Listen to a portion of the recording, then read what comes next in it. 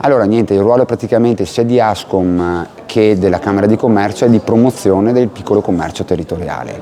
In questa manifestazione, questo concorso che ormai volge alla quinta edizione, tra le altre cose è un'edizione che a nostro parere sarà anche vincente perché è cambiato un attimo il format, non vengono più fatti dei bigliettini che vengono dati a ogni cliente in base a quanto speso, ma vengono dati dei gratta e vinci in cui praticamente un cliente stesso può verificare se la vincita è istantanea praticamente.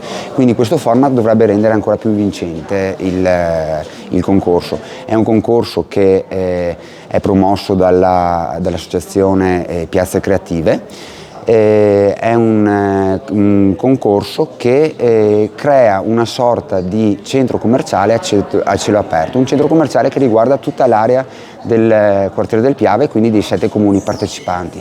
Per noi come Confcommercio e quindi come Ascom rappresenta un interessante anche laboratorio da eventualmente in un secondo tempo estendere anche a altre realtà territoriali perché comunque rappresenta un successo e una valorizzazione del piccolo commercio di vicinato.